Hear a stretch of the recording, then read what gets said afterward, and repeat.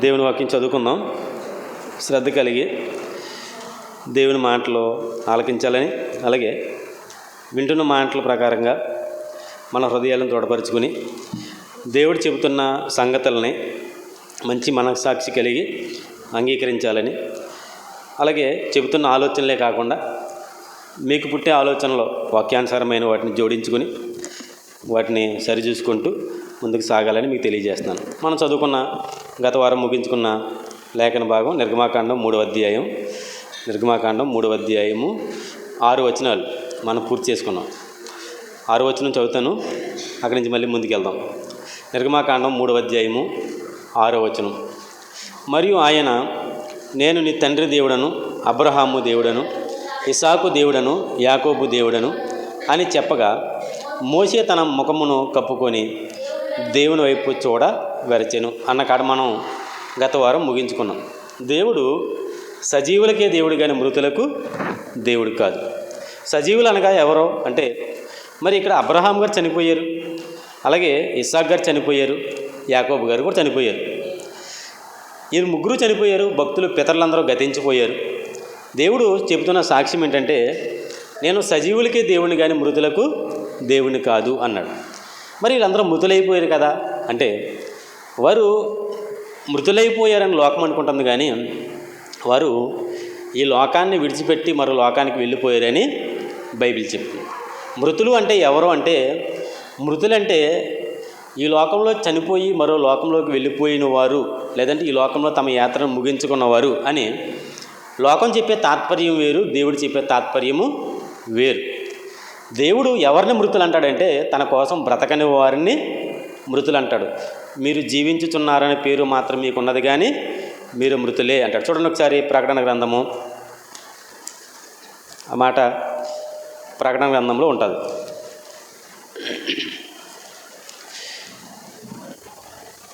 మూడవ అధ్యాయము, ప్రకటన గ్రంథము 3వ అధ్యాయము 1వ వచనంలో 2వ భాగం. 7 నక్షత్రములను దేవుని 7 ఆత్మలు గలవాడు చెప్పు సంగతులు ఏవనగా, నీ క్రియలు నేను ఎరుగుదును, ఏమనగా జీవించుచున్నావన్న పేరు మాత్రం ఉన్నది, కానీ నీవు మృతుడవే. అంటే బ్రతుకున్న వారిని కూడా దేవుడు మృతుల లెక్కల్లో చేర్చుతున్నాడు. మనం శ్రద్ధగా దేవుని మాటలను ఆలకించగలిగితే, దేవుడు సూటిగా రోజు మనతో మాట్లాడుతూనే వస్తున్నాడు.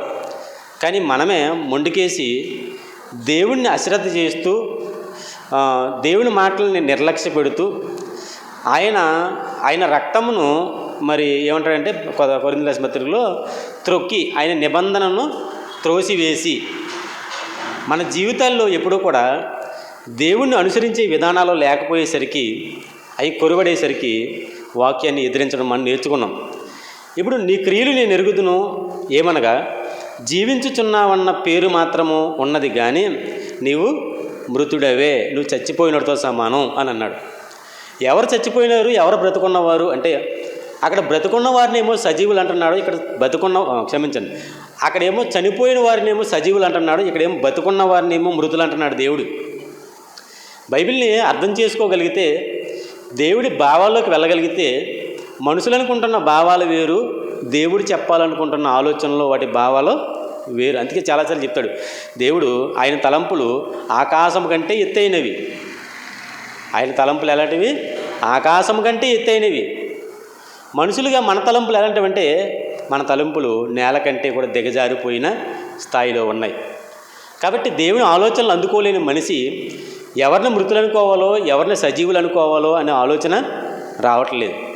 ఈ రోజులో మనం గమనించగలిగితే, ఇక్కడ కూడి ఉన్న మన కొద్ది మందిలో ఎవరు మృతులు, ఎవరు సజీవులు అన్న విషయం ఒకసారి మనల్ని మనం ఆత్మవిమర్శ చేసుకుంటే మనకే అర్థమైపోతుంది. నువ్వు మృతుడువా, నువ్వు సజీవుడువా, నువ్వు మృతురాలివా, నువ్వు సజీవురాలివా, నువ్వు బ్రతుకుండి మృతురాలివా, లేకపోతే బ్రతుకున్న చనిపోవడానికి సిద్ధపడి, లేకపోతే చనిపోయిన తర్వాత కూడా నువ్వు నీ బ్రతుకుని బట్టి సజీవుడిగా సజీవురాలుగా మిగిలిపోతావు దేవుని దృష్టిలో అనేది ఒకసారి మనం నిర్ణయం చేసుకోవాలి. ఇక్కడ చెప్తున్నది అదే, నీవు జీవించుతున్నావనే పేరు మాత్రం నీకు ఉన్నది, కానీ నీవు మృతుడివే. ఇప్పుడు ఎవరిని ఎలా లెక్క కట్టాలి?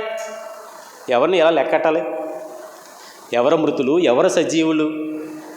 పేరుకు మాత్రం జీవం ఉందే శరీరాల్లో, పేరుకు మాత్రం ప్రాణం ఉంది మన దేహాల్లో, పేరుకి మాత్రం ఆత్మ ఉంది. ఆత్మ, శరీరం, జీవం ఉంది. కానీ వాస్తవానికి దేవుని దృష్టిలో మనమంతా ఎలాంటి వాళ్ళమంట? చచ్చిపోయిన మృతదేహాల్లా కనపడుతున్నాం దేవుడికి. నిర్జీవమైపోయిన దేహాల మాదిరిగా దేవుడి దృష్టికి మనం కనపడుతున్నాం. కారణం ఏంటంటే మన క్రియలు చచ్చిపోయినాయి. ఏం చచ్చిపోయినాయి? క్రియలు చచ్చిపోయినాయి. అదే చెప్పాడు, నీ క్రియలు నేను ఎరుగుదును. దేన్ని బట్టి దేవుడు లెక్కలు కడుతున్నాడు మనుషుల్ని అంటే క్రియలు బట్టి. దేన్ని బట్టి? క్రియలు బట్టి మనిషిని దేవుడు ఇతను బతుకున్నాడో, ఇతను సజీవుడు అని చెప్పడానికి దేవుడు క్రియల్ని లెక్కలు కడుతున్నాడు. మన క్రియలు బాగోలేదు. ఇక్కడ ప్రకటన గ్రంథంలో ఉన్న మరి ఈ సంఘం పేరు సార్దీస్. సార్దీస్ అనే సంఘం ఇది ప్రకటన గ్రంథంలో చెప్పబడిన 7 సంఘాల్లో ఒకటే, 5వ సంఘం. ఈ సంఘం గురించి దేవుడు చెబుతూ అన్నాడు, సంఘంలో ఉంటున్నవారు, మొత్తం సంఘం అంతా కూడా మృతమైన సంఘం. ఏ సంఘం అంట? మృతమైన సంఘం, జీవం లేని సంఘం, క్రియలు లేని సంఘం. అంతే కదండి. మనిషిలో ప్రాణం ఉంటే చలిస్తాడు, ఆ పని ఈ పని చేస్తాడు. ఏ పని చేయట్లేదంటే అర్థమేంటి? కదలట్లేని అర్థమేంటి? మాట్లాడట్లేని అర్థమేంటి? నడవట్లేని అర్థమేంటి? స్పందించట్లేదు అర్థమేంటి? చచ్చిపోయిన అర్థం. సంఘం కూడా చచ్చిపోయింది. ఇప్పుడు సంఘాలు చచ్చిపోయినాయి. సంఘాలు బతుకొని అనుకుంటున్నారా? సంఘాలు ఏకతాటిగా మృతదేహాలను తలపిస్తున్నాయి. ఏ సంఘంలోనూ జీవం లేదు. ఏ సంఘమో వాక్యానికి చలించట్లేదు. ఏ సంఘమో వాక్యానికి స్పందించట్లేదు. ఏ సంఘమో వాక్యం కోసం పరిగెత్తట్లేదు. ఏ సంఘమో వాక్యం కోసం పనిచేయట్లేదు. చూసారా? ఇప్పుడు సంఘాలు ఏమైపోయినాయి? చచ్చిపోయినాయి. సంఘం ఎలా చచ్చిపోద్ది? అంటే మరణం ఎలా వస్తుంది? మనిషికి మరణం ఎలా వస్తుంది? పాయిజన్ తాగాడు. పాయిజన్ తాగిన తర్వాత మన సెల్స్, ఇప్పుడు ఈ దేహం అనేక కణాల నిర్మితం. కొన్ని కోట్ల కణాల నిర్మితమే ఈ దేహం. ఇప్పుడు ఈ దేహంలోకి విషం వెళ్ళిన తర్వాత ఈ విషం ఈ దేహం మీద పనిచేస్తుంది. అంతేనా? ఉదాహరణకి మన ఆవగింజలతో రైజిన్ తయారు చేశారు, గుర్తుందా? మన హైదరాబాద్ సంబంధించిన ఒక డాక్టర్ గారు అంటే కుదరదు, అతను డాక్టరు వీళ్ళ బృందం కలిసి భారతదేశంలో మరి కొన్ని మనం చెప్పినట్టున్నాను మీకు, భారతదేశ ప్రజల మీద ప్రయోగించడానికి కొన్ని విష పదార్థాలను తయారు చేస్తున్నారు. ఢిల్లీలో బాంబు బ్లాస్ట్ జరిగింది, కారు బాంబు పేలిపోయింది. ఒక ఆవగింజ దీని గురించి చెబుతూ ఇలాంటి మర్డర్ ప్లాన్లో అంతకు ముందు కూడా జరిగాయి. అంటే ఇలాంటివి కాదు, ఆవగింజలతో విషం తయారు చేసి దాంతో మనుషులను చంపడానికి ప్రయత్నాలు ఇప్పుడు కాదు, 1970లోనే ఎప్పుడో జరిగాయని చెప్తున్నారు. ఎలా జరిగాయి అంటే గొడుగు ఉంటుంది, గొడుగు మొనకే ఈ రైజిన్ అనే పదార్థాన్ని పెట్టి, ఆ రైజిన్ అనే పదార్థాన్ని గొడుగు మొనకు పెట్టిన తర్వాత ఆ గొడుగు మనతోటి వెనకాల ఏదో తూలిపోతున్నట్టుగా ఇలా గుచ్చేసాడంట. ఏమనుకుంటాడు అతను? మామూలుగా ఏదో గుచ్చుకుంది సాధారణంగా అనుకుని ఏదో గాయం చేసుకుని ఇంటికి వెళ్ళిపోయాడు. కానీ 7-8 గంటల్లో చచ్చిపోయాడు. ఎలాగంటే మన జీవకణంలో ప్రోటీన్ తయారయ్యే పార్ట్ ఉంటుంది. ప్రతి జీవకణంలో ప్రోటీన్ తయారవుద్ది. ఆ ప్రోటీన్ తయారవకపోతే ఆ సెల్స్ చచ్చిపోతాయి. ఇప్పుడు ఈ విషం ఏమవుతుందంటే ఈ జీవకణంలో ప్రోటీన్ తయారవకోకుండా అడ్డుకుంటుంది అన్నమాట. ఇప్పుడు ఎక్కడ ఒక కణ నుంచి మరొక కణం గుచ్చుకుంది వెనకాల ఈపు మీద, ఆగిపోయింది లోపల గుండెకే. ఇక్కడి నుంచి ఇక్కడికి ఎన్ని కణాల సముదాయం? కోటాను లెక్కగా అందనన్ని కోట్ల కణాల సముదాయం ఒక్కొక్కటి చచ్చిపోతూ వచ్చింది. మొట్టమొదటి కణం మృత చెందడం మొదలుపెట్టిన తర్వాత మిగతా కణాలన్నీ దానికి పాయిజన్ అలా పాకుండా వెళ్ళిపోయింది. సంఘంలో కూడా, సహవాసాల్లో కూడా సంఘం మొత్తం సంఘమంతా మృతి చెందడానికే, సంఘాలు నిర్జీవమైపోవడానికే, ఉజ్జీవాలు ఆరిపోవడానికే మరి లూథరన్స్ ఉన్నారంటే సినైడ్స్ అంటారు. ఈ చుట్టుపక్కల గోదావరి జిల్లాలకి సినైడ్స్ వచ్చి వారి ఇక్కడ స్థాపించిన అపరిమితమైన పరిచర్యలు, స్వార్థం లేని పరిచర్యలు. ఇంకా ఇలా చాలామంది, ఒక పురుషోత్తం చౌదరి గారు కానివ్వండి, ఒక దేవదాసయ్య గారు కానివ్వండి, ఒక భక్త్ సింగ్ గారు కానివ్వండి, ఒక పెంతెకోస్తు స్థాపించిన స్థాపకులు కానివ్వండి, వీళ్ళందరూ కూడా సువార్త అనే పేరుతోటే ఈ సంఘాలని స్థాపించారు. సంఘాలను సువార్త పేరుతో సంఘాలను స్థాపించిన తర్వాత సంఘాల్లో సువార్త కొరైపోయింది. ఇప్పుడు సంఘాలు ఏమైపోయింది? సువార్త లేదు, దేవుడి క్రియలు లేవు. ఆ రోజు వాక్యం చెప్పుకోవడం, ఆ రోజు కార్యక్రమాలు చేసుకోవడం, ఆ రోజు ఏదో ఏర్పాట్లు చేసుకోవడం తప్ప మారిన మనుషులు మరొక మనుషుల్ని మార్చడానికి ప్రయత్నాలు నిర్వీర్యమైపోయాయి. అందుకే దేవుడు చెప్తున్నాడు, మీరు జీవించుతున్నారన్న పేరు మాత్రం ఉంది కానీ మీరెవరో మృతులు. ఇప్పుడు ఎవరు మృతులు, ఎవరు సజీవులు అని మనం ఆలోచన చేస్తుంటే అబ్రహాము సజీవుడు, ఇస్సాకు సజీవుడు, యాకోబు సజీవుడు, యోసేపు సజీవుడు, వీళ్ళందరూ సజీవులు. మరి మనము మృతులము. చచ్చిపోయిన వారు సజీవులు, బ్రతుకున్న మనము మృతులమని చెప్తుంది దేవుని వాక్యం. అందుకే వారి జ్ఞాపం చేసుకున్నాడు కదా, అది చెప్తున్నాడు ఏంటంటే 6వ వచనంలో, నీ తండ్రి దేవుడను, అబ్రహాము దేవుడను, ఇస్సాకు దేవుడను, యాకోబు దేవుడను అని చెప్పగా మోషే తన ముఖమును కప్పుకొని దేవుని వైపు వెరచెను మానుకున్నాడు. చూడాల ఏంటి చూద్దామని వెళ్ళిన ఇతను ఇంకా చూడనవసరం లేదు, నేను ఎవరో దేవుడు అని ఒక నిర్ధారణకు వచ్చి వెరిచెను అన్నాడు. మరియు 7వ వచనం, మరియు యెహోవా ఇట్లా నేను మాట్లాడుతున్నాడు. దేవుడు చెప్పాను కదా, దేవుడే మాట్లాడతాడు. ఇప్పుడు ఇందాక నువ్వు దగ్గరకు రావద్దు అన్నది ఆయనే, మోషే అని పిలిచింది ఆయనే, నువ్వు దగ్గరకు రావద్దు అన్నది ఆయనే, నీ చెప్పులు విడువని చెప్పింది ఆయనే, తర్వాత నువ్వు నిలుచున్న స్థలం పరిశుద్ధ స్థలం అని చెప్పింది ఆయనే, నేను అబ్రహాము దేవుడిని, ఇస్సాకు దేవుడిని, యాకోబు దేవుడిని అని చెప్పింది ఆయనే. మళ్ళీ ఇక్కడ మాట్లాడుతుంది కూడా ఆయనే. ఆతృత, దీన్నే ఆతృత అంటారు. మోషేతో మాట్లాడాలన్న ఆతృత ఎవరికే? దేవునికి. తన భక్తులు ఎడల ఆయనకున్న ఆలోచన ఎలాంటిదంటే, అసలు దేవుడు ఎలాంటి స్వభావం కలిగినాడో ఒక మాట చెప్తాను చూడండి. మన చిన్న ప్రవక్తల్లో ఒకరైన చివరి అధ్యాయం మలాకీ గ్రంథంకి వచ్చేది. మలాకీ గారి గ్రంథంలోకి వచ్చేస్తుంటే, మలాకీ గ్రంథంలో దేవుని స్వభావం ఎలాంటిదో ఎంత చక్కగా మనకి అర్థమయ్యేలా చెప్తున్నారు చూడండి. మలాకీ గ్రంథము 3వ అధ్యాయము, అందరూ తీయండి. మలాకీ గ్రంథము మత్తయి సువార్త కంటే ముందు ఉంటుంది, తెల్ల పేపర్ ముందు ఉంటుంది అన్నమాట. మలాకీ గ్రంథము 3వ అధ్యాయము 16వ వచనం చూడగలుగుతుంటే ఎంత మంచి మాట అంటే చాలా ఇష్టమైన మాట ఇది. అప్పుడు యెహోవా యందు భయభక్తులు గలవారు ఒకరితో ఒకరు మాటలాడుకొనుచుండగా యెహోవా చెవియొగ్గి ఆలకించెను. దేవుడి స్వభావం చూసారా, ఎంత మంచి స్వభావము. మనుషులతో మాట్లాడడానికి ఇష్టపడుతున్నాడో, మనుషులు మాట్లాడుకుంటుంటే ఏం మాట్లాడుకుంటున్నారని వారి మాటలు వినడానికి కూడా ఆయన ఇష్టపడుతున్నాడు. ఇక్కడ ఎవరంటే యెహోవా యందు భయభక్తులు గలవారు ఒకరితో ఒకరు మాట్లాడుకొనుచుండగా యెహోవా చెవియొగ్గి ఆలకించెను. మామూలుగా విన్నాడా? చెవియొగ్గి, శ్రద్ధ. చెవియొగ్గి అన్న మాట అర్థం ఏంటంటే శ్రద్ధగా వింటున్నాడు దేవుడు. ఎవరి మాటలు శ్రద్ధగా?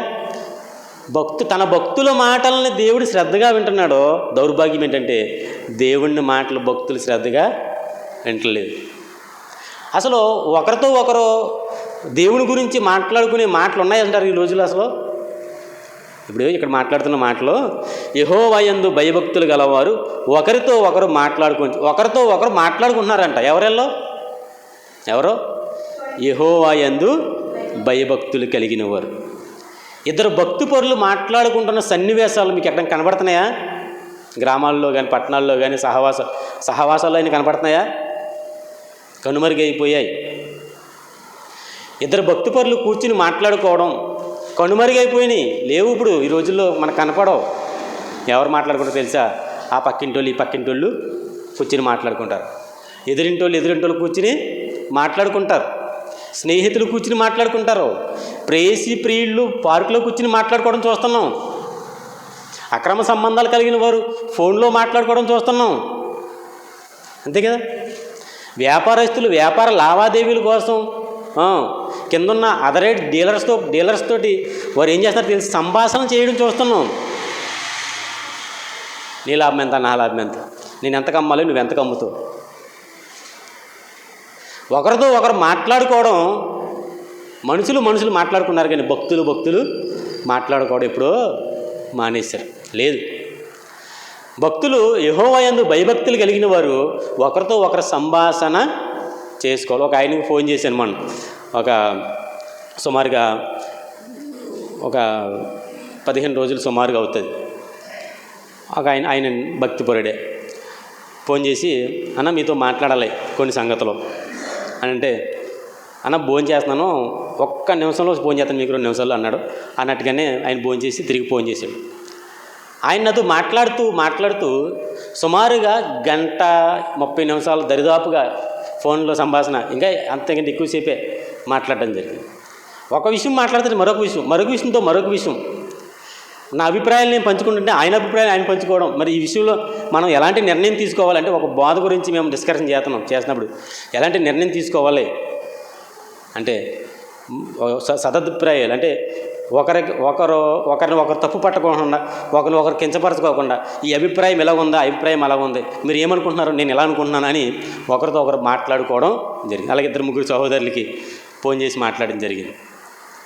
పెద్దలతో మాట్లాడనిపిస్తుంది, కానీ వారు మనకు అందుబాటులో ఉంటారు కాబట్టి కొద్దిపాటి అంటే వారు చుట్టూ ఉన్నవారు, అంటే వీళ్ళు చిన్నోళ్ళేం కాదు, పెద్ద స్పీకర్కి సైడ్ ఉన్నవాళ్ళు అన్నమాట, వాళ్ళకి కుడిభుజం అలాంటి వాళ్ళు. కాబట్టి మనం కూడా సంభాషణ అనేది చాలా ముఖ్యం. అన్న మరి చాలాసేపు మాట్లాడేసాను, మీతోటి ఇబ్బంది పెట్టేశాను, మీ వ్యాపారం అది కొంచెం వ్యాపారం అది కొంచెం ఇబ్బంది అవుద్ది అంటే, పర్లేదన్న ఎప్పుడన్నా ఫోన్ చేయను, మామూలుగా ఇలా నాకు ఆసక్తి మాట్లాడాలంటే ఆసక్తి. మనం కాసేపు ఏదైనా మాట్లాడుకోవడానికి విసుగు పుట్టేది అనవసరం. ఏంటి మాటలు, ఎందుకంటే లోకానుసారమైన మాటలు విసుగు పుడతాయి. దేవుని సంభాషణలో ఇంకా వినాలని, ఇంకా తెలుసుకోవాలని ఆతృత కలిగిన వారికి ఇంకా మాట్లాడుతూనే ఉంటాం. కాబట్టి యెహోవాయందు భయభక్తులు కలిగిన వారు మాట్లాడుకుంటుంటే వారు ఏం మాట్లాడుకుంటున్నారని చెప్పి ఆయన చెవియొగ్గి అన్న మాటకు అర్థమేం చెప్పాను? ఏంటది చెవియొగ్గి అన్న మాటకు అర్థమేంటి? ఆయన చెవిలో నేను ఒగ్గితకి శ్రద్ధగా జాగ్రత్తగా వింటున్నాడు. మనకి జాగ్రత్త ఉండదు. మనం వింటున్నప్పుడు, అన్నం తింటున్నప్పుడు జాగ్రత్త లేకపోతే గొంతులు అడ్డుపడి చచ్చిపోతారు చాలామంది, తెలుసా? పెళ్ళికెళ్ళిన తర్వాత ఒక ఆయన మటన్ వేసాడండి. మటన్ వేస్తే తొందరగా తినేయాలి, ఆతృత, తొందరగా తినేయాలి, మళ్ళీ ఇంకా ముక్కలేంచుకోవాలని ఉద్దేశం ఏంటో తెలియదు, కానీ ఎంత మొక్క తీసి నోట్లో వేసుకున్నాడండి. 3 సెకండ్ అడ్డుపడిపోయింది, ఊపిరాడు చచ్చిపోయి పిల్లలు. ఆతృత ఎక్కడుంది మనకి? ఆసక్తి ఎక్కడుంది? తిండి దగ్గర ఉంది, మొక్క దగ్గర ఉంది, దేవుని వాక్యం దగ్గర లేదు. దేవుని వాక్యం చెబుతుంటే శ్రద్ధేది? నానా రకాల ఆలోచనలు మనకి బుర్రలో ఉంటాయి. కాసేపు అటు వెళ్ళాలి, కాసేపు ఇటు వెళ్ళాలి, కాసేపు టైం అయిపోయింది, ఇంకా ఎప్పుడు పడుకోవాలి, తినాలి, తాగాలి, దొల్లాలి, వెళ్ళిపోవాలి. శ్రద్ధేది? దేవుని వాక్యమే శ్రద్ధేది మనకి. శ్రద్ధ గలవానికి దీవెనలు ఎలా ఉంటాయంట? మెండు అంటే అర్థం ఏంటి? దొంతరలో శ్రద్ధ గలవానికి. ఇక్కడ చెప్తున్నాడు అదే ఏంటంటే, ఆయన శ్రద్ధగా ఆలకిస్తున్నాడు అని అర్థం దానికి. అయితే నేను ఇక్కడ చెప్పదలుచుకుంది ఏంటంటే, దేవుడు తన భక్తులతో మాట్లాడాలన్నా, తన గురించి తన భక్తులు మాట్లాడుకుంటున్నా ఆయనకి చాలా ఇష్టం. దేవునికి ఇష్టమైన కార్యాలు అని కొన్ని ఉంటాయి, కొన్ని పాఠాలు చెప్తాను ఎప్పుడైనా, ఇది లేదు.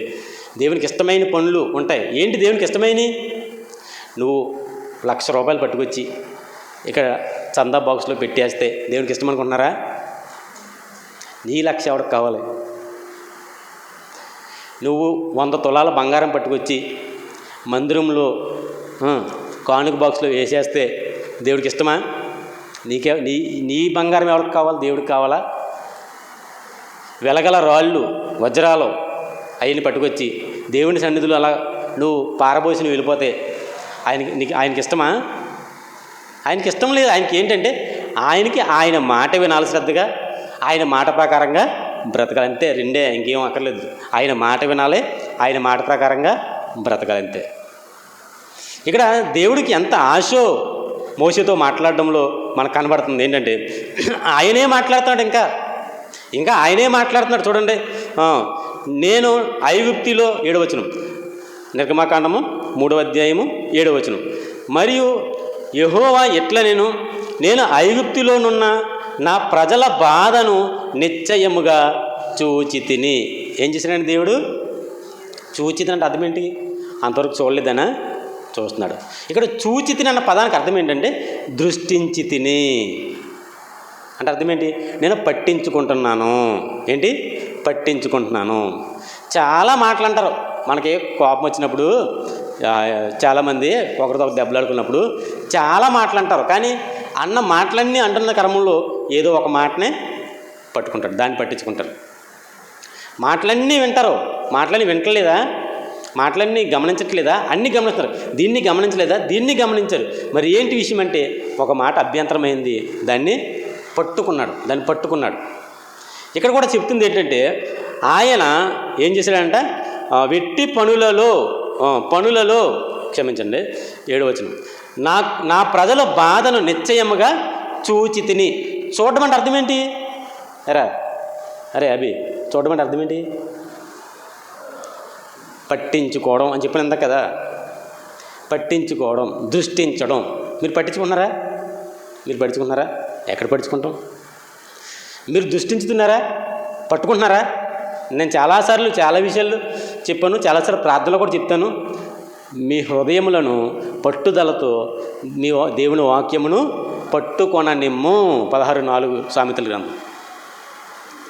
పట్టుదల ఉండాలి, పట్టుకోవాలి, శ్రద్ధ చూపించాలి, లక్ష్యం చూపించాలి. ఇక్కడ చెప్తుంది దేవుడు ఏంటంటే నేను దృష్టించి తిని. ఏం దృష్టించాడు ప్రభు అంటే నా ప్రజల బాధను నిశ్చయముగా చూచి తిని, పనులలో తమ్మును కష్టపెట్టు వారిని బట్టి వారి పెట్టిన మొరను వింటిని, వారి దుఃఖములు నాకు తెలిసే ఉన్నవే. నాకు తెలుసు వారు ఎంత బాధపడుతున్నారో, వారు ఎంత శ్రమ పడుతున్నారో, వారు శ్రమపడుతూ బాధపడుతూ నాకు ఎంత మొర పెడుతున్నారో ఇదంతా నేను వింటున్నాను. ఇదంతా నాకు బాగా తెలుసు. ఏం మొర పెడతారో? శ్రమలో ఉన్నవాళ్ళు, కష్టాల్లో ఉన్నవాళ్ళు, బాధల్లో ఉన్నవాళ్ళు, శ్రమ పడుతున్నవారు ఏం మొర పెడతారు? బంగారం కావాలి ప్రభువా, డబ్బులు కావాలి ప్రభు అని అంటారా? నాకు విడుదల కావాలి ప్రభు అంటారా? ఏమంటారు? మాకు విడుదల కావాలి ప్రభువా, మమ్మల్ని విమోచించి ప్రభువా, మీకు తింటాకి ఆహారం బాగుందే, చాలా బాగుంది, మీకు ఉంటాకి సదుపాయాలు బాగున్నాయే, నైలు నది నాగరికత కింద ఉన్న వాళ్ళు హ్యాపీగా ఉంటుంది. అన్ని రకాల నాగరికతలో అందుబాటులో ఉన్నాయి వాళ్ళకి. అవసరతలో వారు తీర్చడానికి అన్ని సౌకర్యాలు ఉన్నాయి వాళ్ళకి, బాగున్నాయే. సౌకర్యాలు కాదు మాకు కావాల్సింది. మాకు ఏం కావాలి తెలుసా? రక్షణ కావాలి, మాకు విమోచన కావాలి. మేము బానిసత్వంలో నలిగిపోతున్నాం, మమ్మల్ని ఇక్కడి నుంచి నువ్వేం చేయాలి? విడిపించాలి. దేవునికి ప్రార్థన చేస్తున్నారంట, దేవునికి మొరపెడుతున్నారంట. ఏమని? దేవా మా మొరని ఆలకించు ప్రభువా, మా దుఃఖం చూడు ప్రభువా, మా బాధలు చూడు ప్రభువా, మా కష్టాలు చూడు ప్రభువా, మా పనుల్లో మమ్మల్ని ఎలా కష్టపెడుతున్నారు చూడు ప్రభువా. ఇందా మనం చెప్పాను కదా, వారు పనుల్లో కష్టపెడుతున్నారంట. కష్టపెడతాం. ఎలా కష్టపెడతాం? మనం చెప్పాను కదా, కష్టపెడతాం. బైబిల్ చదవండి అని చెప్పడం మీకు కష్టమా? చెప్పండి మాట. మీరు బైబిల్ చదవండి అని చెప్పడం కష్టమా? మరి కష్టంగా ఫీల్ అవుతలేదు మీరు అందరూ? ఫీల్ అవుతున్నారా? ఓ మాట చెప్పండి. బైబిల్ చదవండి అంటే మీకు కష్టమా? మరి కష్టంగా ఎందుకు ఫీల్ అవుతున్నారు? మీరు ఎందుకు బాధపడిపోతున్నారో? ఇదేమో బైబిల్ చదువులు ఎంతమంది అని చేయమంటే తక్కువ లేస్తాయి. నేను అడగను, తక్కువ లేస్తాయి. కారణం ఏంటి? మీకు బాధ. అది ఏం బాధ? బైబిల్ చదవమంటే బాధ, మీకు వాకింగ్ చదువుకోమంటే బాధ, ప్రార్థన చేసుకోమంటే బాధ. ఇలా చెబుతున్నందుకు నేను మీకు పడద, నేను ఇష్టపడదు మీకు కదా. ఇష్టం ఉంటుందా? నా విలువ మీకు ఇప్పుడు తెలీదు. నేను చెప్తున్నాను గ్యారంటీగా. ఒకరోజు వస్తుంది ప్రతి మనిషి జీవితంలో, దేవుని ముందు నిలబడే టైం వస్తుంది. ఆ టైం వచ్చినప్పుడు ఖచ్చితంగా రమేష్ గుర్తుకు రాక మాండి ఎవరికైనా సరే. ఆ రోజు ఎంత చెప్పినా మీరు పాటించలేదే, తర్వాత రోజులు మీరు అనుభవించాల్సిన పరిస్థితి ఖచ్చితంగా అనుభవించి తీరుతారు. ఇప్పుడు బైబిల్ చదవమంటాం తప్పండి ఏమన్నా? బైబిల్ చదవమంటాం కష్టమా ఏమైనా? ఇంకోటి చెప్తాను, మీరు మోకరించి బైబిల్ చదవడానికి కష్టమా? ఏది కష్టం మీకు రెండిట్లో? మీరు రోజు బైబిల్ చదువుకోండి అని చెప్పడం కష్టమా? మీరు ఖచ్చితంగా మోకరించే బైబిల్ చదవాలని చెప్పడం కష్టమా? ఏది కష్టం? ఏది ఇష్టం మీకు చెప్పండి. అంటే మిమ్మల్ని కష్టపెట్టాలనుకో ఇలా చెప్పాలి, ఖచ్చితంగా మీరు మోకరించి ప్రార్థన చేయాలి అన్నట్టుగా మీరు ఖచ్చితంగా మోకరించి బైబిల్ చదవాలి. ఇప్పుడు చాలామంది మోకరించి బైబిల్ చదువుతారు తెలుసా మీకు? మోకరించి బైబిల్ చదువు. మా మేనగోళ్ళు ఉంటుంది, ఆ పిల్ల మోకరించి బైబిల్ చదువుతుంది. పొద్దుట్లు లేసి మోకాళ్ళ మీద ఉండి మోకాళ్ళ మీద ఉండి బైబిల్ చదివితే చదువుతున్న మాటలు బుర్రలో స్టోర్ అవుతాయా?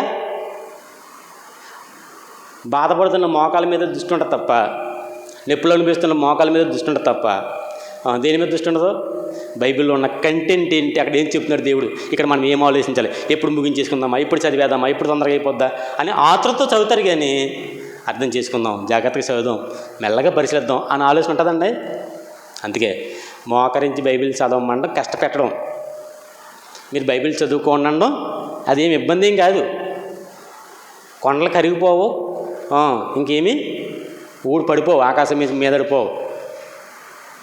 అవి కష్టమైన పనులు కాదు. ఇక్కడ కూడా కష్టపెడతారండి. ఒక పని ఇలా చేసేది ఇలా కాదు, అలా చెయ్యని చెప్తే అది కష్టం. అర్థమవుతుందా? మేము ఉదాహరణకి కొన్ని పైపులు ఉంటాయి, మోసుకెళ్ళాలి పైకి, బిల్డింగ్లు 3 అంతస్తులు 4 అంతస్తులు మోసుకెళ్ళాలి. మేము ఒక తాడు అట్టుకెళ్తాం, తాడుకి కింద కట్టుకుని పైకి లాక్కుంటాం. కొద్ది కష్టమైనా కానీ బాబాయ్ మీకు గీతలాడిపోతాయండి, నెలకు పైన లాగేయకండి, మీరు మెట్లంటే జారేయండి అంటాడు ఒకరు. అంటారు 2 నెలలు ఉంటారు మెట్లండి. 3 అంతస్తులు 4 అంతస్తులు 22 కేజీలు పైప్ పట్టుకుని ఎలాగెళ్తాం? అది చిన్న మూట, ఇంత పొడుగుంటుంది, 20 అడుగు బారు, 20 కేజీలు బరువు ఉంటుంది. ఎలా పట్టుకెళ్తాం? అప్పుడు మనం వాదించేసుకుంటాం కాబట్టి అద్దాలు పగిలిపోతే దేనికన్నా పొడుచుకుపోతే మాకు సంబంధం లేదు అంటాం. అర్థమైందా? అద్దాలు ఉంటాయండి, స్టేర్ కేసులో అద్దాలు ఉంటాయి, అద్దాలకు దేనికి పొడిచిపోతాయండి, పగిలిపోతే మరి మాకు సంబంధం లేదు అంటాం. వద్దేంటి బాబు ఇలా లేకుండా అంటారు. మనుషుల్ని కష్టపెట్టాలని ఉద్దేశం ఉన్నప్పుడు ఏం చేస్తారు? మనిషికి ఒక పద్ధతి సులువైంది అనుకుంటే ఆ పద్ధతిని మార్చి మరొక పద్ధతిలో పని చేయమని చెప్పడం కష్టమైన పని. కాబట్టి వీరు ఏం చేస్తున్నారంటే వారు కష్టపెడుతున్నారంట. మా బాధలు చూడు ప్రభువా, మా కష్టాలు చూడు ప్రభువా, మా యొక్క ఇబ్బందులు చూడు ప్రభువా, మమ్మల్ని ఎంత బాధపెడుతున్నారు చూడు ప్రభువా. దేవుడు చూస్తాడంటారా బాధల్లో మనుషుల్ని? నీకోసం నువ్వు పడుతున్న బాధల్లో దేవుడు చూస్తాడా? వారి కోసం వారే పనిచేస్తున్నారు మరి, చూడరా? నీకోసం నువ్వు పడుతున్న కష్టం సజావుమైందైతే, యథార్థమైందైతే, నిన్ను నిజంగా జనులు నలగొడుతుంటే ఖచ్చితంగా దేవుడు చూస్తాడు. అన్యాయంగా నీ మీద నిన్ను నలిపేలేని ప్రయత్నం చేస్తుంటే, అన్యాయంగా నిన్ను అణిచేయలేని అనుకుంటుంటే అలాంటి సమయంలో దేవుడు కలగజేసుకుంటాడు. అలా కలగజేసుకున్న వారి జీవితాలు మన మధ్యలోనే చాలామంది ఉన్నాయి. మర్చిపోయాం, విశ్వాసఘాతకులం కదా మనం, మర్చిపోతాం. మన జీవితాల్లోని దేవుడు కలగజేసుకొని విశాలతను అనుగ్రహించిన సందర్భాలు ఎన్నో మన జీవితాల్లో ఉంటాయి. 10 మంది ఏకమై నిన్ను వెనక్కి నెట్టేయాలని ప్రయత్నం చేస్తే దేవుడు వచ్చి ముందుకి నిలబెడతాడు. అది నీ పనులైనా సరే యథార్థంగా ఉంటే, నమ్మకంగా ఉంటే. అతను మనం ఇజ్గియా గురించి ఉజ్జియా గురించి చదువుకున్నాం, ఇజ్గియా గురించి. అతడు నమ్మకంగా ఉన్నాడు. నమ్మకంగా ఉన్న దినాలన్నింటిలో కూడా అతను అభివృద్ధి పొందుతూ వచ్చాడు. ఎప్పుడైతే నమ్మకత్వాన్ని కోల్పోయాడో అతని పతనం ప్రారంభమవుతుంది. ఎప్పుడైనా సరే మన నమ్మకత్వాన్ని కోల్పోయి దేవునికి వ్యతిరేకమయ్యామా, మన పతనానికి మనమే పునాదులు వేసుకున్నట్లు లెక్క. ఇది తెలియదు మనకి.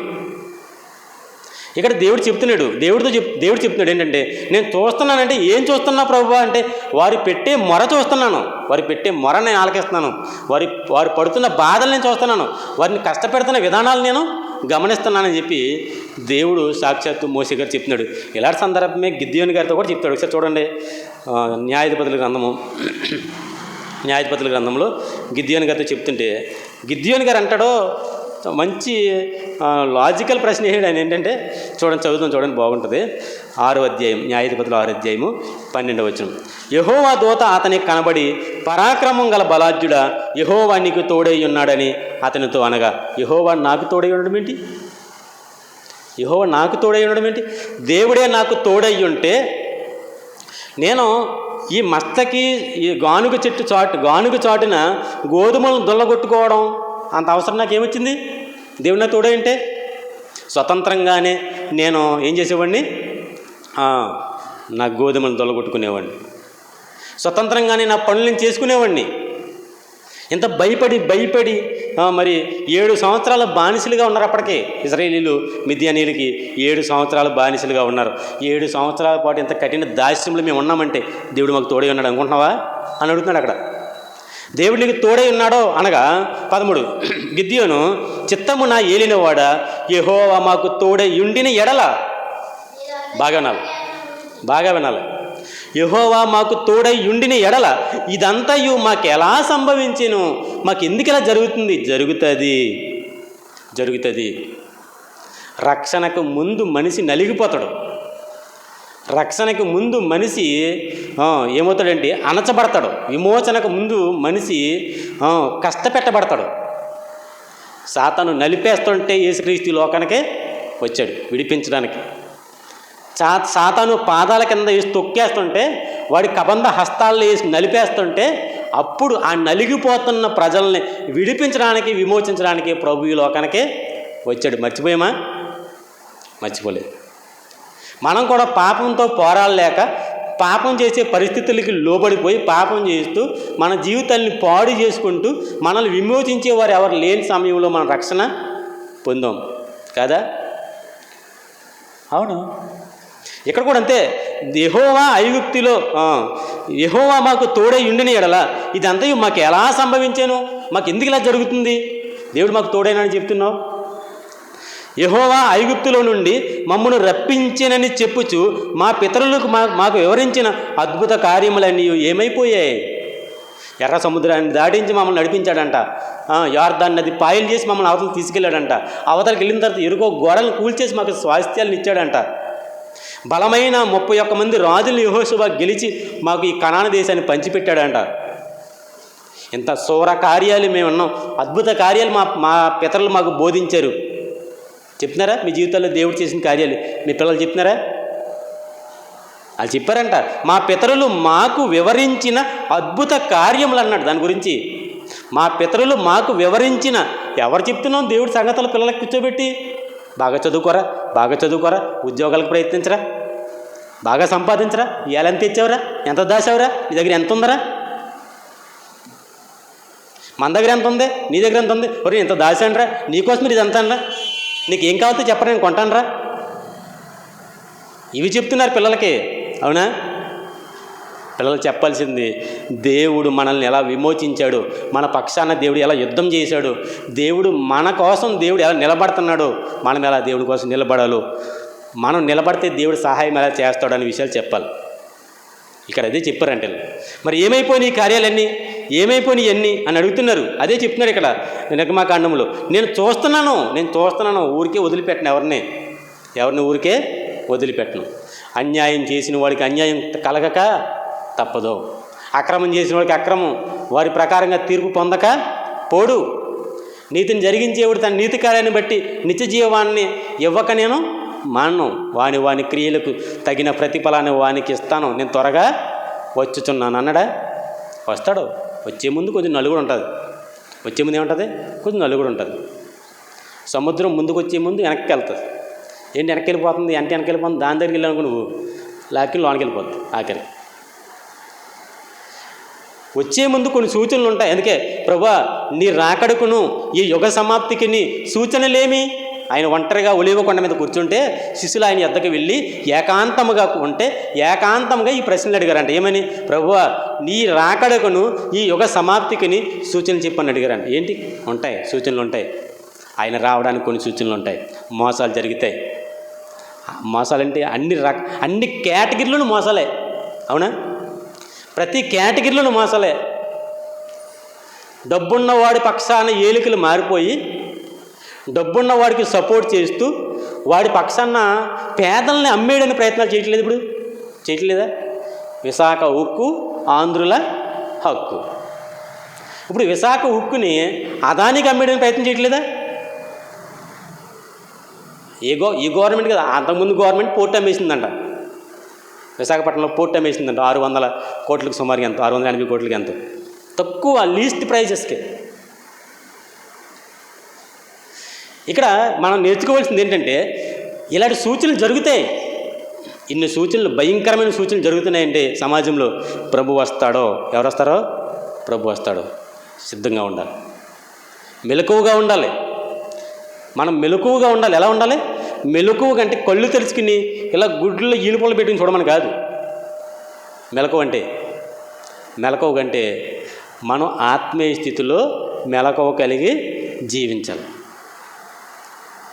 మెలకువగా ఉన్నవాడికి తప్పేదో ఒప్పేదో తెలుస్తుంది. మెలకువ లేనివాడికి ఏం జరిగినా తెలియదు, గ్రహించలేడు. ఏం జరిగింది, ఏం జరుగుతుందో చూస్తున్నప్పుడు ఏం జరగబోతుందన్నది మన అంచనాకే రాగలగాలి. ఇప్పుడు జరుగుతున్న పరిస్థితులను బట్టి చూస్తుంటే నిన్న సౌదీ అరేబియాలో హైదరాబాద్ సంబంధించిన యాత్రికులు మరి వారు వెళ్తుంటే ఒక డీజిల్ ట్యాంకర్ను గుద్దేసి 45 మంది సజీవ దహనం, 18 మంది ఒకే కుటుంబానికి సంబంధించిన సజరుద్దీన్ ఎవరంటే ఆయన పేరు, ఒకే కుటుంబానికి సంబంధించిన వారు 18 మంది చనిపోయారు. 18 మంది ఒక్క కుటుంబంలో. ఎంత విషాదం! ఎలా ఓదార్చాలి వాళ్ళని? ఎవరిని ఓదార్చాలైనా? ఏరి ఓదార్చడానికి మనుషులేరి? 3 తరాల మనుషులు చచ్చిపోరని చెప్పాడు. 3 తరాలు, మనమలు, కొడుకులు, తాతలు. అర్థమవుతుందా? మన తాత, కొడుకు, మనవడు 3 తరాలు చనిపోయారంట. 18 మంది చనిపోయారంట ఒక్క కుటుంబంలో. ఎంత దారుణం! ఎక్కడ చూసినా ప్రమాదాలు, ఎక్కడ చూసినా భూకంపాలు, ఎక్కడ చూసినా ప్రకృతి విలవితాండాలు. మన ఈ మధ్యకాలంలో ఉప్పాళ్ళలో సముద్ర తీర ప్రాంతం అంతా కోతకు గురై వారి ఇళ్ళన్నీ సముద్రంలో కలిసిపోతున్నాయి. చూసారా, బంగారం దొరుకుతుందని ఏరుకుంటున్నారు వాళ్ళు. సముద్రం కోతకు గురై ఇల్లు పలంగా లోపలికి వెళ్ళిపోతున్నాయి. 40 సంవత్సరాలు వెళ్ళిపోతున్నాయి ఇంచుమించుగా. సూచనలు ఏంటి? సూచనలు. ఎక్కడ చూసినా మనశ్శాంతి లేదు మనుషులకి, ఎక్కడ చూసినా క్షేమం లేదు మనిషికి. మనిషి క్షేమం ఉందనుకున్నారా? ఎక్కడ చూసినా క్షేమం. వచ్చిన రోగాలు అలాంటివి, మనుషులు బతుకులు అలాగే ఉన్నాయి.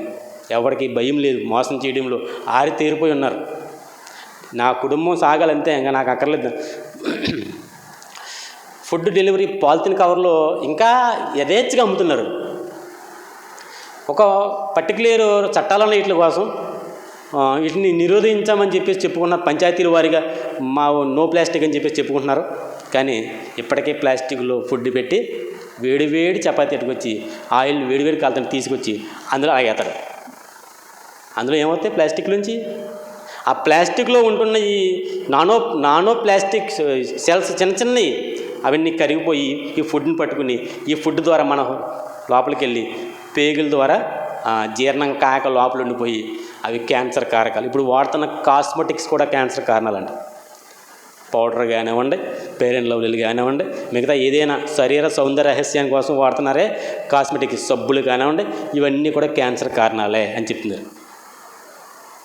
మరి ఏం తినాలి, ఏం తాగాలి? మనం మంచి ఎప్పుడు చెయ్యం కదండి. మంచి చాలా ఉంది, తినడానికి మంచి బోల్డ్ ఉంది. కానీ మంచి మనకి ఏం కావాలి? మంచి వద్దు, మనకి ఏం కావాలి? అదే కావాలి, ప్యాకెట్ ఫుడ్. కాబట్టి మనకు కనబడుతున్నాయి, సూచనలు కనబడుతున్నాయి. ఈ సూచనలు మనం ఈ మధ్యకాలంలో చూసాం. చిన్నపిల్లని 60 ఏళ్ళ వృద్ధుడు ఇచ్చే ప్రయత్నం చేశాడు. ఇలాంటి సంఘటనలు ఎన్నో లెక్కాపత్రాలు నేను జరుగుతున్నాయి. ఇవన్నీ కూడా ప్రభు వస్తాడని చెప్పడానికే సూచనలు. ఈ కష్టాలు ఇబ్బందులు ఇవన్నీ కూడా ప్రభు వస్తాడని చెప్పడానికే సూచనలు. ఇక్కడ కూడా సూచన ఏంటంటే ప్రజలు ఇబ్బందులు పడుతున్నారో, ఈ ఇబ్బందులు పడుతుంటే అర్థం ఏంటంటే దేవుడు విమోచిస్తాడని అర్థం. అంతే కదండి. 30 సంవత్సరాలైనా, 7 సంవత్సరాలైనా, 40 సంవత్సరాలైనా, 18 సంవత్సరాలైనా ఇందులో ఉంటాయి. అయినా ఆ తర్వాత దేవుడు ఖచ్చితంగా వారిని విమోచిస్తాడు దేవుడు. అవి విమోచించడానికి ముందు జరిగేవి కష్టాలు అవన్నీ కూడా దేవుడు దృష్టించాడు అని చెప్తున్నాడు. 8వ వచనం. కాబట్టి ఐగుప్తీయుల చేతిలో నుండి వారిని విడిపించుటకు ఆ దేశము నుండి విశాలమైన మంచి దేశమును, అనగా కనానీయులకును, హిత్తీయులకును, అమోరీయులకును, ఫెరిజ్జీయులకును, హివ్వీయులకును, యోబీసీయులకును నివాస స్థానమైన పాలుతేనలు ప్రవహించు దేశమును వారిని నడిపించుటకును దిగి వచ్చి నేను వచ్చాను. ఆయన వచ్చాడన్న సంగతి ఎవరికి తెలీదు? అక్కడ బాధపడుతున్న ఇశ్రాయేలీయులకి తెలీదు. ఆయన అరణ్యంలో దిగాడు. అరణ్యంలో సీనాయి పర్వతం మీద దిగాడు. నేను దిగి వచ్చాను. నేను ఎందుకు వచ్చానో తెలుసా? నేను వచ్చాను వారిని విమోచించడానికి వచ్చాను. నేను వారిని రక్షించడానికి వచ్చాను. వారి బానిసత్వం నుంచి విడిపించి నిత్య స్వాస్థ్యమైన కనానుకి. ఈరోజు అందులో ఎవరున్నారు తెలుసా? ఎవరున్నారు అందులో? హిత్తీయులు ఉన్నారు, కనానీయులు ఉన్నారు, అమోరీలు ఉన్నారు, ఫెరిజ్జీలు ఉన్నారు, హివ్వీలు ఉన్నారు, యోబీసీయులు ఉన్నారు. వారి శ్రేష్టమైన భూభాగాన్ని అనుభవిస్తున్నారు. వారిని తోలేస్తాను అక్కడి నుంచి, వారి దేశాన్ని మీకు ఇస్తానని చెప్పాడు. దేవుడు దిగొచ్చాడు. ఆ సంగతి వారు గ్రహించలేకపోతున్నారు. 8వ వచనం, 9వ వచనం. ఇశ్రాయేలీయుల మొర నిజముగా నా యొద్దకు చేరినది. ఐగుప్తీయులు వారిని పెట్టుచున్న హింస చూచితిని. హింస, ఈ పదాలని వర్ణించడానికి సమయం సరిపోదు. అంటే ఈ ముందుకు సాగదన్నమాట, వాక్యం ధ్యానం అనేది ముందుకు సాగదు. హింస, హింస అంటే అర్థం ఏంటి? హింస అంటే అర్థం ఏంటి? అన్నం వండింది భార్య, కూర వండింది, ఈయనేమో బయటికి వెళ్ళాడు. ఏమంటే ఎప్పుడు వస్తారో అని అడిగింది. నేను వస్తాను, గంటలో వస్తాను, నా గురించి నీకు ఎందుకు, నువ్వు తినేసి పడుకో అన్నాడు. వచ్చేసరికి 10 అయ్యింది. వచ్చిన తర్వాత తాగేసి తోలుతా సిగరెట్ కాల్చుకుంటూ వచ్చాడు. సిగరెట్ కాల్చుకుంటూ వచ్చి ఇప్పుడు ఆమెను లెగ్గొడుతున్నాడు. లేగి అన్నాడు. ఆమె లేచింది, భోజనం పెట్టింది. భోజనం పెట్టిన ఈమెని ఇతను ఏం చేస్తున్నాడు తెలుసా? సిగరెట్ తోటి అంటున్నాడు. అది హింస అంటే. అదేంటి హింస? బాధ పెట్టడం వేరు, హింసించడం వేరు. బాధ పెట్టడం అంటే అర్థం ఏంటి? బాధ పెట్టడం అంటే ఈ కూర నాకు నచ్చలేదు, ఏంటి ఇలా ఉండవు కూర, నేను తిన్నది, ఇంకోటి వండు అన్నాడు అనుకోండి, అది బాధ పెట్టడం. హింస అంటే ఏంటి?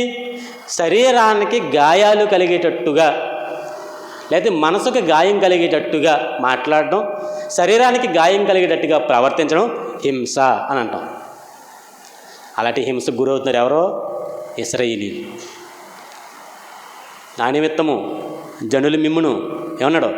హింసించి దూషించి, మత్తయి సువార్త 6వ అధ్యాయం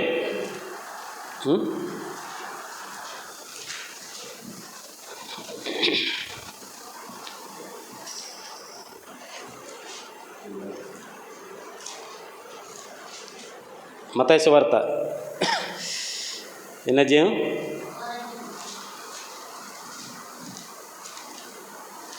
10వ అధ్యాయం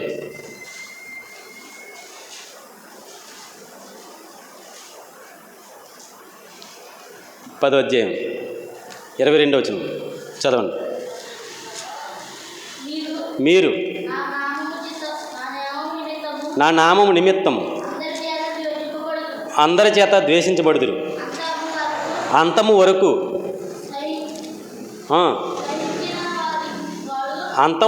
సహించిన వాడు రక్షింపబడును. చూసారా, దేవుడి నామాన్ని బట్టి జనులకి ఏం కలుగుతుందంట? హింస కలుగుతుందంట, ఇబ్బందులు కలుగుతాయంట, వారు దూషిస్తారంట, చెడ్డ మాటల్లో పలుకుతారని చెప్తాడు ఒక చోట. అప్పుడు మీరేం చేయాలి?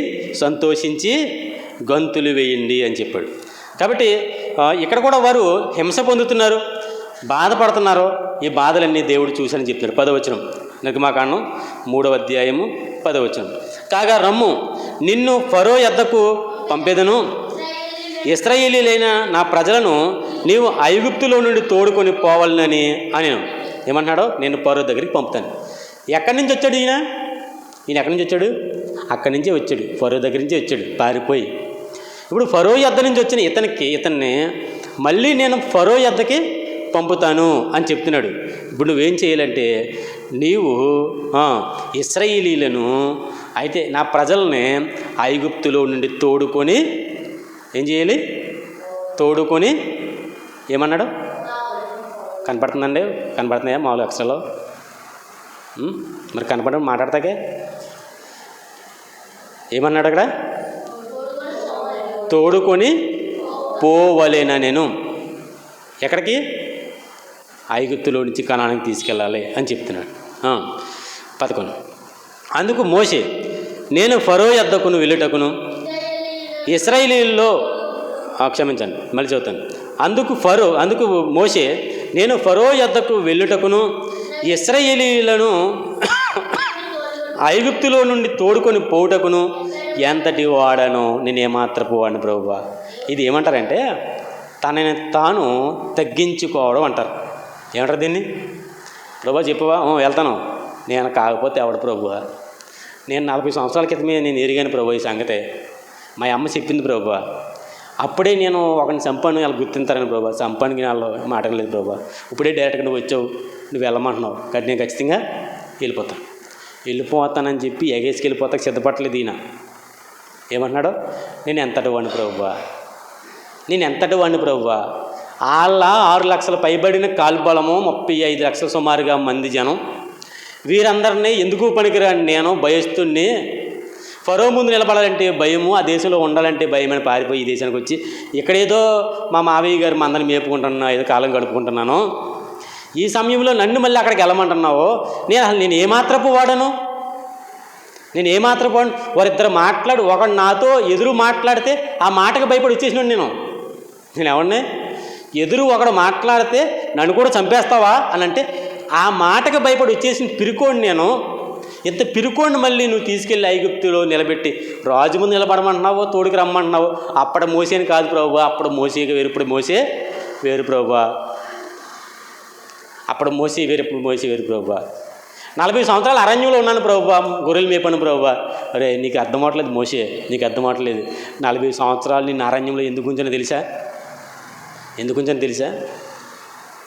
ఇంకొక 40 సంవత్సరాలు నువ్వు ఇశ్రాయేలు నడిపించడానికి నీకు ముందస్తు ట్రైనింగ్ ఇక్కడ అరణ్యంలో ఎక్కడ ఎలా నడవాలో, ఎక్కడ ఎలా ప్రవర్తించాలో అరణ్యాన్ని అలవాటు చేయడానికి దేవుడు 40 ఏళ్ల పాటు బయట అరణ్యంలో పెట్టాడు. ఆ సంగతి ఎందుకు ఆలోచించట్లేదు?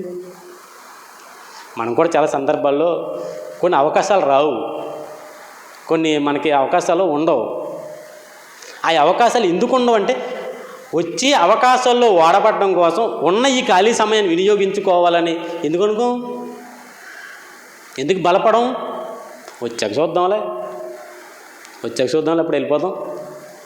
భుజం మీద ఏంటి ఏం వేసుకుని నాగలేసి వెళ్ళిపోవచ్చు, ఏం దున్నేదాం. ఇప్పుడు మోసేని 40 సంవత్సరాల పాటు అరణ్యం పాలు ఎందుకు చేశాడు దేవుడు? ప్రణాళికలు, దేవుని ప్రణాళికలు. 40 సంవత్సరాల పాటు అరణ్యంలో ఆయన అరణ్యానికి అలవాటు పడాలి, అంతఃపురానికి కాదు. అంతఃపురంలో ఉండి 40 ఏళ్ల పాటు నడిపించాలంటే ఎంత కష్టం. అంతేకాదు, ఏసీలో ఉన్న వాళ్ళు తీసుకొచ్చి మీ ఫ్యాన్ గారికి కూర్చోబెడితే గంట కూర్చోలేరు మీరు, అవునా? ఉంటారా? ఇంట్లో ఏ పని లేకుండా ఇంట్లో ఉన్నవాడిని తీసుకొచ్చి ఎండలో గంట నుంచే పెడితే ఉండలేము. అలాంటోడు ఎలా నడిపించేయగలడు? అందుకే అనుభవాలు అంటారు, అనుభవాలు. అందుకే మన హెబ్రోన్లో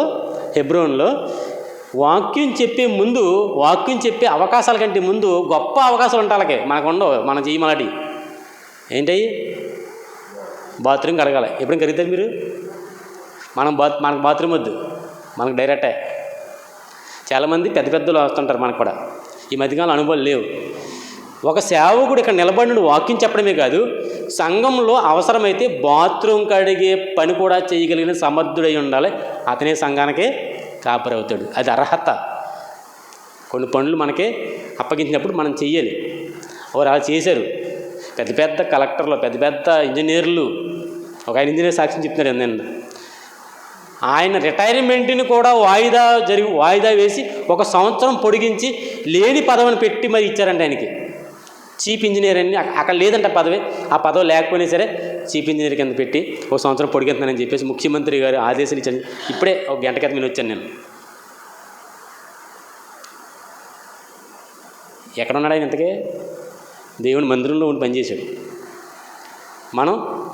మనం నేర్చుకోవాలి. ఇది ఒకళ్ళు ఎత్తి చూపడమో లేకపోతే ఇంకో మాట అనడమో కాదు. ప్రతి విషయం నేర్చుకోవాలి. అవసరమైతే సంఘంలో సహవాసంలో ఏ పనైనా నాది నామోసి కాదు అన్నట్టుగా చేయడానికి సిద్ధపడాలి. కొంతమంది చేయరండి, కొన్ని పనులు చేయరు. మనకు కాదు, కొన్ని సహవాసాల్లో మేము వాక్యం చెప్తాం అంతే. వాక్యం చెప్పాడు, బాత్రూమ్ కడుగుతాడు. బాత్రూమ్ కడిగి వాడిని తీసుకొచ్చి వాక్యం దగ్గర నిలబెడతారు. చెప్పండి. సాపలేసి వాడిని తీసుకొచ్చి వాక్యం చెప్పమంటారు. వాళ్ళు వాక్యాలు చెప్తారు. మనకంతే. ఇతను మొదటి ప్రసంగికుడు, రెండో ప్రసంగికుడు మనకి పేర్లు పెద్ద ఫోటోలు వేసుకుంటారు ఈ అనుభవాలు లేకుండా. కాబట్టి ఇక్కడ చెప్తున్నాడు ఏంటంటే, ఏం చదువుకున్నాం? నేను ఎంతటి వాడను అని దేవునితో అనగా, ఎందుకంటే ఒక కారణం కూడా ఉంటుంది. ఎందుకంటే ఇశ్రాయేలు మనస్తత్వం అలాంటిది. ఇశ్రాయేలు దగ్గరికి వెళ్ళి ఇశ్రాయేలు నడిపించాలని చాలా కష్టమండి. మనం చెప్పాను, క్రైస్తవులు అంత మూర్ఖులు లేరు, ఇశ్రాయేలు అంత మూర్ఖులు లేరు. బండబారిపోయిన హృదయాల క్రైస్తవులు ఇశ్రాయేలీలు. వారికి ఎవరు చెప్పనవసరం లేదు, చెప్పిన వినరు. మీరు చూడండి, కొంతమంది విశ్వాసాలు ఉంటారు హెబ్రోన్లో, మేమే పరలోకం వెళ్తాం, మొత్తం ఉన్న సహవాసాలు అందరూ నరకమే అంటారు. డైరెక్ట్ చెప్పేస్తారు వాళ్ళు. హెబ్రోన్లో ఆలయాల గురించి కాదు చెప్తున్నా డైరెక్ట్గా. మన హెబ్రోన్లోనే కొంతమంది ఏమంటారంటే, మాదే ఎత్తబడే సంఘం. ఈ మధ్యకాలం కొంతమంది కాపీ కొడుతున్నారు వీళ్ళని. అది ఆ డైలీకి ఎక్కడది అసలు? మాది ఎత్తబడే సంఘం, మేము తప్ప ఎవరో పరలోకానికి వెళ్ళరు అంటారు. అంత ఫీలింగ్ వారి హృదయాల్లో ఉంటారు. చూడండి, కావాలంటే వారి మొక్కల్లో కానీ వారి హృదయాల్లో కానీ మేమే విశ్వాసులము అన్న ఫీలింగ్తో ఉంటారు. పాతోళ్ళు కాదు, ఇప్పుడు వాళ్ళు గతించిపోయిన వాళ్ళు కాదు, ఇప్పుడు ఉన్నవాళ్ళు. ఇక్కడ ఇశ్రాయేల్ దగ్గరికి వెళ్ళి అడగాలంటే చాలా కష్టం. ఎందుకంటే కింద అంటాడు, నువ్వు నిన్ను ఎవరు పంపించారు అసలు, నీతో ఎవరు మాట్లాడారు అసలు, ఏ దేవుడి పేరేంటి చెప్పు అంటారంట, అడుగుతారంట వాళ్ళు. అంతకుముందు అంటాడు, వారు నన్ను నమ్మరు అంటాడు 4:1 వారు నన్ను నమ్మరు.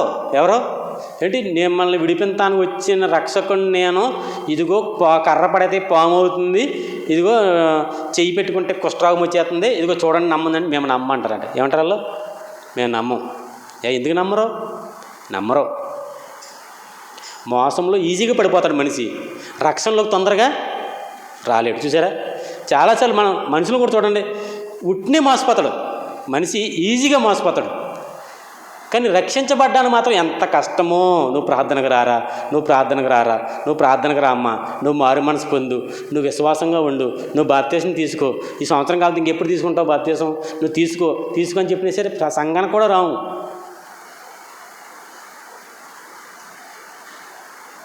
అరే మొన్న ఒక లింక్ పంపాడు, లింక్ పంపితే ఇలా నొక్కని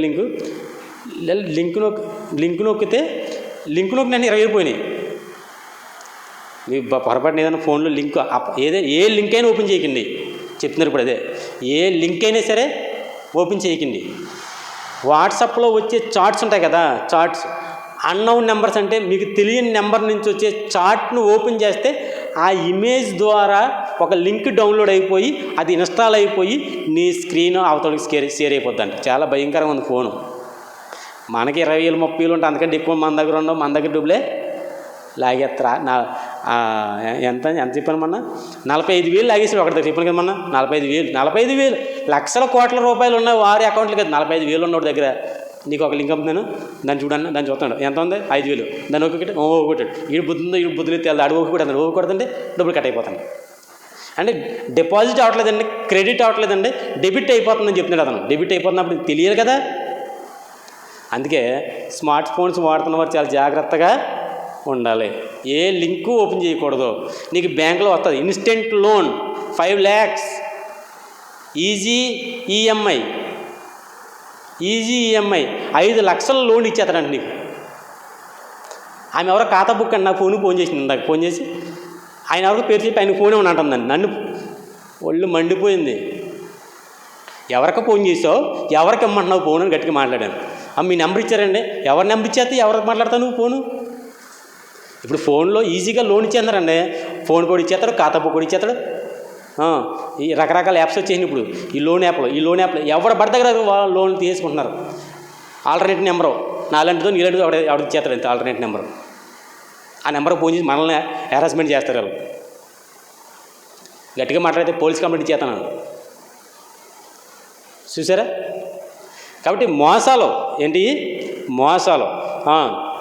వారు నన్ను నమ్మరు, దేవుడిని నమ్మరు, రక్షణలోకి రారు, అన్నీ నమ్ముతారు, అన్నీ మోసపోతారు.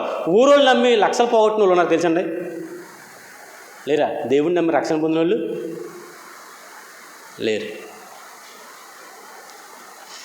ఎవరినో నమ్మి ఆడి చేతిలో 5 లక్షలు 10 లక్షలు 20 లక్షలు పెట్టి 1,00,000 2 లక్షలు పెట్టి ఆడు వడ్డీకి తిప్పుతాడంటే ఈడు ఆశపడి లక్షల రూపాయలు పోగొట్టు లబోదీపమంటున్న వాళ్ళు లేరా? ఉన్నారు. ఆయన నమ్మి మోసపోయి డబ్బు అంతా పోగొట్టుంటారు. కానీ దేవుణ్ణి నమ్మి రక్షణలోకి వచ్చి జీవితాన్ని మార్చుకోమంటే ఒక్కడికి పట్టదు. కాబట్టి ఆలోచించేయండి. సమయం అవుతుంది కాబట్టి ఇంకో మాట చదివి ముగిస్తాను. 12 అయిందా? 11 అయింది. ఎంతటి వాడనని దేవునితో అనగా ఆయన నిశ్చయముగా నేను నీకు తోడయ్యుందును. నేను ఎంతటి వాడిని అన్నప్పుడు దేవుడు అన్నాడు నేను నీకు సహాయం చేస్తాను. ఏమంటే చూడండి, కొన్ని సందర్భాల్లో ఏమంటే నా వల్ల అవదండి ఇది అన్నాం అనుకోండి, ఏం చేస్తాప్పుడు ఇంత పట్టు ఆయన ఎవరంటారు? ఎత్తేవాడు అంటాడు. అవునా కదా? ఏమంటే ఇది మొయ్యలేకపోతున్నాను, ఇది నా వల్ల అవదండి అన్నావు, ఇందా పట్టు అంటాడు ఎత్తేవాడు. ఎవరు సహాయం చేస్తారు? ఇప్పుడు పని పెడుతున్న వాడే నువ్వు మొయ్యలేనంటే నీకు సహాయం చేస్తున్నాడు. మన పిల్లలు కూడా చూడండి, చాలా సందర్భాల్లో అరే ఈ పట్టుకాడ పెట్టరా అని అనుకోండి, అది పట్టుకెళ్ళి సామర్థ్యం వాడు సరిపోదు, నేను మొయ్యలేకపోతున్నాను అంటే సరేలే నువ్వు ఆగు నేను తీసుకొస్తానని చెప్పేసి మనమే మోసుకెళ్ళి పెడతాం. దేవుడు కూడా నేను ఎంతటి వాడను ప్రభువా అంటే సరేలే నేను నీకు తోడే ఉంటానులే అన్నాడు. అబ్బా ఇంతకంటే గొప్ప భాగ్యం ఏమిటి? నేను నీకు తోడై ఉంటాను అని దేవుడి చేత అనిపించుకోవడానిక ఈ మాట అన్నదే మోషే? అనిపించుకోవడానిక? ఒకవేళ అనుకుంటే అనుకుంటున్నాను, మరి ఇదే రైట్ అనుకోకండి. మళ్ళీ నువ్వు చెప్పింది రైటా అనుకోకండి. నేను చెప్పింది రైట్ ఏం కాదు, నా ఆలోచన అంతే. ఇదేంటి, కేవలం నా ఆలోచన అంతే. అది వాక్యానుసారమా తీసుకోండి, లేదు లేదు నువ్వు తప్పు చెప్పేసావు అనుకుంటారా, బెటర్గా ఆలోచించండి. అర్థమవుతుందా? ఇక్కడ చెప్తుంది అదే. నేను ఎంతటి వాడను అని అంటే అక్కడ దేవుడు సహాయం చేస్తాడని దేవుడిని రంగంలోకి దింపడానిక మాట అన్నది మోషే దేవుణ్ణి రంగంలోకి దింపడానిక, దేవుణ్ణి సహాయంగా పొందుకోవడానిక ఆ మాట అన్నదే? ఏమో, అవునేమో, ఒకేలా అది కూడా ఉండొచ్చు. లేకపోతే నా వల్ల అవ్వదు అనుకుంటున్నాడు ఆయన, అది అవ్వండొచ్చు. రెండిటికీ ఆస్కారం ఉంది. కాబట్టి నేను ఎంతటి వాడిని అంటే దేవుడు అంటున్నాడు నిశ్చయముగా, ఖచ్చితంగా అని అర్థం. నిశ్చయం అంటే అర్థం ఏంటి? ఖచ్చితంగా నేను నీకు తోడయ్యుందును. దేవుడు మాట ఇచ్చాడంటే మాటే. ఆయన మాట ఇచ్చి మాట తప్పే రకము కాదు. నేను చచ్చినా బతికినా సరే నీతోనే ఉంటాను అంటారా? ఎన్ని వచ్చినా సరే, ఎన్ని ఉపద్రవాలు వచ్చినా సరే, కలిమైనా లేపైనా కష్టమైన ఇబ్బంది అయినా ఏమొచ్చినా సరే నీతోనే ఉంటాను, నీతోనే కాపురం చేస్తాను అంటారా? అంటారు. ఆడికి ఆరోగ్యం బాగోలేదంట, అప్పులు అయిపోయినాయి అంట, ఇల్లు కూడా ఆడి పేరున లేదంట, ఇల్లు ఉందని వచ్చి కాపురం చేస్తుంది కాబట్టి ఇప్పుడు రాత్రికి రాత్రి సామాన్లన్నీ సదిరేసుకొని సంచుల్లో మూట కట్టేసి పక్కింట్లో పెట్టేసి, ఏమంటే కొంచెం చూడండి మేము మా ఊళ్ళో వస్తారు వచ్చేసిపోతారని ఆవిడే ఆటో కట్టించుకొచ్చి ఆవిడే సామాన్లు వేసుకుని అవతలకి వెళ్ళిపోయి ఫోన్ చేసిందంటే అవతలకి ఏమని, ఏమ్మా నువ్వు ఎవరో వస్తారో ఎవరో పట్టుకెళ్తారన్నా నువ్వేంటి పట్టుకుపోయావంటే, అలా కాదండి అతనితో ఉంటే నాకు ఏం కలిసి రాదండి, ఎంతకాలం ఉన్నాను, పిల్లలు ఉన్నారు, ఇప్పుడు కూడా ఉంటే అతని వల్ల ఏం ఉపకారం లేదు మాకు. మనిషి మాట ఇచ్చి ఏం చేస్తాడో ప్రమాణాలు చేసి ప్రమాణాలు తప్పి బతుకుతున్న దౌర్భాగ్యులు ఎంతోమంది ఉన్నారు. తోడబుట్టిన వారు మరే మీరు కలకాలం కలిసి ఉండాలరా అని చెప్తారు. ఆ మాటలు విని విని విని పెరిగి పెళ్ళయిన తర్వాత ఎవరింటికో వెళ్ళి అమ్మని నాన్నని అన్నల్ని చెల్లెల్ని తమ్ముళ్ళని వదిలేసి ఇదే జీవితం బతికేవాళ్ళు లేరా? మీరు అనుకుంటున్నారు లోకం తీరు ఎలా ఉందంటే ఎక్కడ అనుకూలంగా ఉంటే అక్కడ సెట్ అయిపోవడానికే సిద్ధంగా ఉన్నారు. ఇది అనుకూలమైన వాతావరణం అనుకుంటే ఈ అనుకూలమైన వాతావరణంలో ఇమిడిపోతున్నారు. ఇది అననుకూలం అనుకుంటే అక్కడి నుంచి జంప్ అయిపోతున్నారు. అది ఎంత స్థితి అయినా సరే. పెరుగన్నంలో పాయిజన్ పెట్టి చంపేసింది 2 పిల్లల్ని ప్రియుడి కోసం. అననుకూలం అనుకుంది, అక్కడి నుంచి వెళ్ళిపోవాలనుకుంది, ఏదో రకంగా వదిలించుకోవాలనుకుంది, ఏమైనా చేయడానికి సిద్ధపడిపోతుంది. కాబట్టి ఇలాంటి పరిస్థితులు మనం చూస్తున్నాం. ఇలాంటి పరిస్థితులు మనం చూసినప్పుడు మనం ఏం చేయాలంటే వాక్యానుసారంగా ఆలోచించసాగించాలి. 13 దేవుడు నిశ్చయంగా నేను నీకు తోడై ఉంటాను అంటే మాట ఇచ్చిన దేవుడు ఎలాంటాడు? మాట తప్పేవాడు కాదు, నమ్మకమైనవాడు, నమ్మదగినవాడు. ఆయన మాట ఇస్తున్నాడు మోషేకి, నేను నీకు తోడై ఉంటాను. ఎవరు ఉంటాడో లేదో తర్వాత విషయం. అహరోను నీకు తోడుగా ఉంచుతాను. అహరోను ఉన్నా సరే లేకపోయినా సరే, అహరోనే ముందు చచ్చిపోయాడు మోషే కంటే, తెలుసు కదా మనకి. అహరోనే ముందు చచ్చిపోయాడు. అహరోను లేకపోయినా మోషేకి ఎవరు తోడై ఉన్నారు? దేవుడే. ఎవరి మీద ఆధారపడతాం? ఎవరో వస్తారని, ఎవరో ఉంటారని, ఎవరో నీతో కలిసి ఉంటారని మనం ఎప్పుడు అనుకోకూడదు. వచ్చేవాళ్ళు వస్తూ ఉంటారు, పోయేవాళ్ళు పోతూ ఉంటారు జీవితాల్లోకి. మనం దేవునితో ఎప్పుడు నిలబడి ఉండాలి. ఇక్కడ అదే చెప్తున్నాడు ఏంటంటే నేను నీకు తోడై ఉంటాను, నేను నీకు తోడై ఉందును, నేను నిన్ను పంపితిననుటకు ఇది నీకు సూచన. ఏది సూచన? నేను నీకు తోడై ఉండడమే సూచన. నీకు తెలుస్తాయి నేను నీకు తోడై ఉన్నాన్న సంగతి నీకు అర్థమవుతుంది. మీ జీవితాల్లో ఎప్పుడైనా సరే దేవుడు నాకు తోడై ఉన్నాడో అనిపించిందా? ఒకసారి గుర్తు చేసుకోండి. ఇప్పటికే స్టిల్ ఈ రోజుకి. అప్పుడెప్పుడు తోడై ఉన్నాడో? గతకాలంలో సహాయం చేశాడు కాదు, ఎప్పటికే దేవుడు నాకు తోడై ఉన్నాడో అని చెప్పగలమా? నేను చెప్పగలను. దేవుడు నాకు తోడై ఉన్నాడు. నేను చేసే ప్రయత్నాల్లో, నాకు ఎదురు తిరుగుతున్న వారిని విషయంలో, ఎవరి విషయంలోనే సరే దేవుడు నాకు తోడై ఉండడానికి సజీవ సాక్ష్యాలు అలా కనబడతా కళ్ళకే అర్థమైపోతుంది నాకు. దేవా నాకు తోడై ఉన్నావు, సరిపోద్ది. ఎవరు ఉంటే ఏంటి, ఎవరు పోతే ఏంటి, నాకు డోంట్ కేర్ అక్కర్లేదు అసలు. నువ్వు నాకు తోడై ఉన్నావు, సరిపోద్ది. నా పక్షంగా నువ్వు ఎంత యుద్ధమాడావో నాకు తెలుసు, ఎంత పెద్ద హెమాహేమీలు పడగొట్టేసావో నాకు తెలుసు. విర్రవీగి తలలు విర్రవీగిన వారిని ఎలా పడేసావో కింద నాకు తెలుసు. ప్రభు నా పక్షాన్ని యుద్ధమాడావు, నా పక్షాన సహాయం చేసావు అని చెప్పగలమా మనం ఏమైనా? ఆ ధైర్యం ఉండాలి, ఆ విశ్వాసాన్ని కొనసాగించాలి. ఎప్పుడైతే నువ్వు ఆ విశ్వాసాన్ని కొనసాగిస్తున్నావో దేవుడు నీకు తోడై ఉంటాడు ఖచ్చితంగా. ఆయన కార్యాలు నీ జీవితంలో కనబడుతూనే ఉంటాయి, ఎక్కడైనా సరే కనబడుతూనే ఉంటాయి అలాగా. కాబట్టి ఆలోచించండి, దేవుడు తోడై ఉండకపోతే ఏ మనుషుడు కూడా మోసే చేసిన అద్భుతాలను చెయ్యలేడు. ఐగుప్తి శకుని గంట కూడా చేశాడు కొన్ని పనులు, కానీ మించి చేశాడు మోసే. కారణం ఏంటంటే మోసే గారికి దేవుడు తోడై ఉన్నాడు. నేను నీకు తోడై ఉంటాను, నేను నిన్ను పంపుతున్నానని చెప్పడానికి ఇదే నీకు రుజువు, ఇదే నీకు అదే రుజువు. ఏంటి? నేను నీకు తోడై ఉంటాను. ఎలా తోడై ఉంటానో చూద్దు కానీ. అందుకే మోసే గారు ప్రారంభంలో విశ్వాసాన్ని ప్రారంభించినప్పుడు ఎలా ఉన్నాడో ముగింపులో కూడా అదే విశ్వాసంతో చచ్చిపోయాను తెలుసా? ఎంతమంది ఎదురు తిరిగి తెలుసా మోసే గారికి? కోరాహు, దాతాను, అభిరాము, 250 మంది ప్రధానులందరూ పోగైపోయి, నువ్వు మాకు అక్కర్లేదు దశలో, నువ్వెవడో మాకు ఇలాంటి మాటలు చెప్తున్నావు, నువ్వెవడో మమ్మల్ని ఏదో చేస్తున్నావు, నువ్వేంటి మా మీద పెత్తనం చేస్తున్నావు, మాకు తెలీదా మేము ఎలా ఉండాలో అంటే నేల నెరవిడిచెను, వారిని మింగేసాను. మోసకి అర్థమైపోయింది అప్పుడు, దేవా నువ్వు నా పక్షాన్నే ఉన్నావు, నాకు తోడై ఉన్నావు అని సంగతి. కాబట్టి దేవుడు మనకు తోడై ఉన్నాడు. తోడై ఉంటే దేవుడి కార్యాలు మన జీవితంలో కనబడుతుంటాయి. ఇంకా మిగిలిన విషయాల్ని ప్రభు చిత్తమైతే వచ్చే వారం మాట్లాడుకుందాం. మీ ఇద్దరు ఎవరో ప్రార్థన చేసి ముగించండి.